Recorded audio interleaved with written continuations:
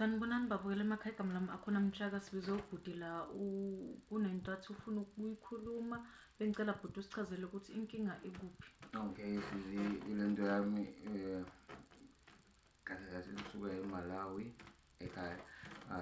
Ngithandana nomuntu wala eSouth Africa, so inkinga yami into yokuthi ngihambe ekhaya izinto zibe zihambe kahle, yabo.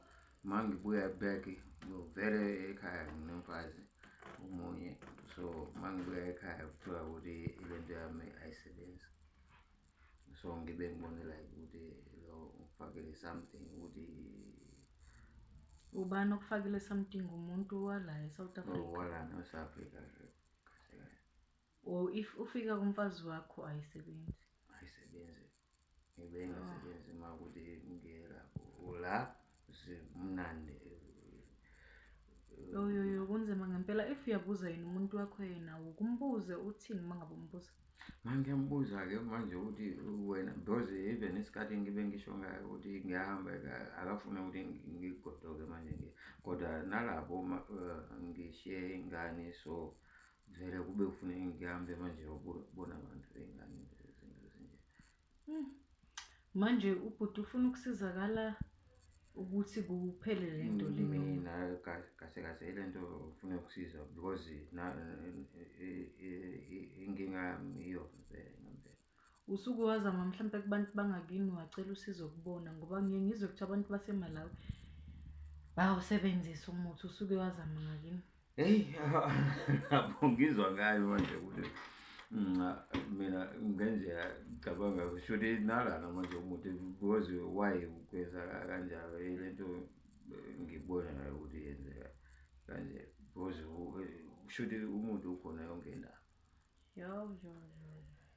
Uthi usuke wazama emakhaya ukuthola usizo?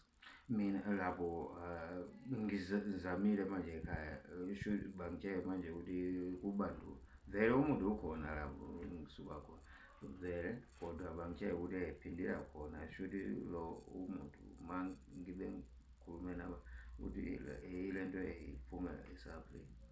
Yo, kunzima ngempela. Sizozama ukuthi mhlampe sikhulume nosisi. Usuke wakhuluma kodwa naye? Yena shuthi mhlambe that's why ngifike kuwena manje ukuthi mhlambe ngifune usizo manje ukuthi mhlambe yena makuthi yena ngikhulume naye uyaphikisa manje, so angazi kodwa ngifuna usizo ngempela. Okay, hayi ngiyakuzwa baba. Babukele emakhaya, besicela mangabe kukhona ongaba nosizo noma ongakhona ngakwenza asize. Siyatholakala ku-Heart Healing ku-YouTube, siyatholakala ku-WhatsApp, siyatholakala yonke indawo, siyatholakala. Thank you.